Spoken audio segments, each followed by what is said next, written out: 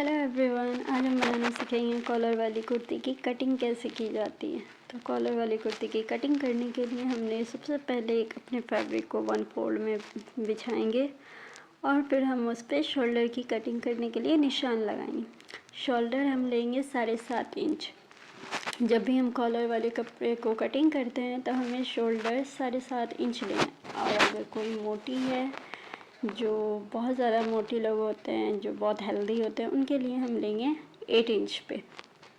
हम आते हैं, ये कॉलर हम बना रहे हैं 34 इंच पे, तो इसके लिए हम लेंगे 7.5 इंच कॉलर पे एंड नीचे डाउन करेंगे 6.5 इंच पे एंड उसके साइड से हम लोग लगाएंगे 6.5 इंच पे। हम इस तरह से वीडियो पे जैसे दिखाया गया उसको हम अंडर डाउन करेंगे। इससे क्या होगी कि हमारे बस्ट पे झोल नहीं आएगी, किसी तरह की शोल्डर हमारे आर्म होल में किसी तरह की झोल नहीं आएगी।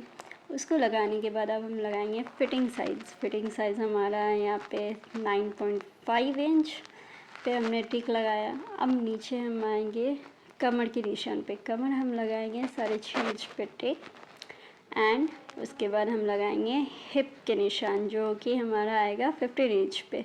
इससे हमारा सूट एकदम परफेक्ट बनता है। ओके, इससे आप लोगों को कोई प्रॉब्लम नहीं आएगी किसी भी तरह की।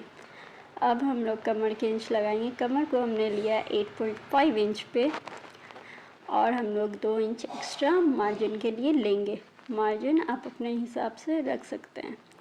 फिर हम आएंगे हिप पे। हिप भी हम बस्ट के हिसाब से 9.5 इंच पे लगाएंगे और यहाँ पे हम मार्जिन सिर्फ 1.5 इंच छोड़ेंगे।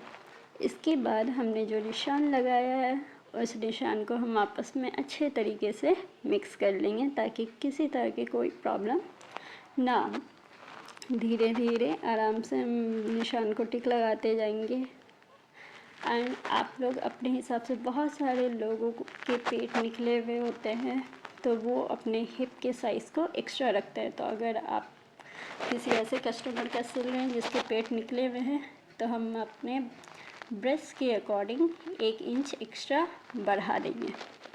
ओके, अब हम लगाएंगे आर्म होल पे गोलाई के निशान। इसके लिए हम लोग 1 इंच अंदर के लेंगे और उस निशान को आपस में मिक्स कर। अब हम लगाएंगे फ्रंट साइड के नेक के डिज़ाइन के लिए निशान। तो इसके लिए हमने डाउन लिया है 3 इंच पे एंड उसकी विड्थ लिया है हमने 2.6 इंच पे। ओके, अब यहाँ पे हम लोग 8 इंच पे डाउन करेंगे। ये हमारा कट होगा पीस से, ठीक है। अब हम लगाते हैं कपड़े की फुल लेंथ के निशान। हमारी फुल लेंथ है 38 इंच। इसको हमें सिलने के बाद ये हो जाएगा 38 पे।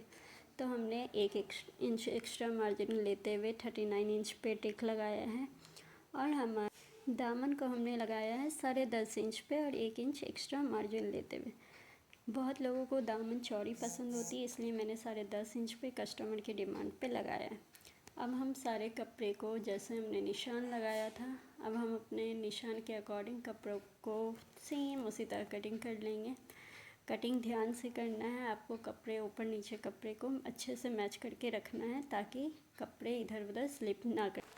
फ्रंट पार्ट की कटिंग होने के बाद अब हम आते हैं बैक पार्ट पे। बैक पार्ट कटिंग करने के लिए हमें कपड़े पीछे वाले पल्ले को आगे वाले पल्ले से 1 इंच एक्स्ट्रा लेना है और उसको शोल्डर मैच करके हमें आधा इंच ऊपर की ओर निशान लगाने हैं और उस पर हल्का सा डाउन देना है। अब गले पे निशान लगाने के लिए हम 1 इंच नीचे डाउन करेंगे और उसको गोल शेप में कट करेंगे। गले की चौड़ाई हमारे फ्रंट वाले पल्ले के बराबर ही होगी। जितना हमारा आगे का पल्ला हमने चौड़ा रखा है उतना ही हमें पीछे के पल्ले को भी चौड़ा रखना है। अब हम निशान के अकॉर्डिंग पीछे वाले पल्ले को भी सेम उसी तरह काट लेंगे। अब फ्रंट और बैक पल्ले की कटिंग करने के बाद अब हम आते हैं स्लीव्स पे।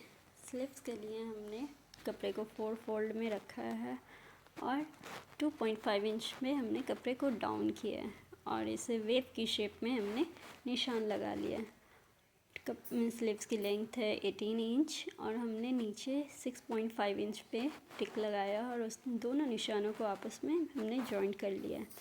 और अब निशान के अकॉर्डिंग हम कपड़े को काट लेंगे। अगर आपको कपड़े की कटिंग पसंद आई है तो वीडियो को लाइक, कमेंट एंड शेयर करना ना भूलें। एंड हाँ, सब्सक्राइब जरूर कर देना। I am new in this platform, please.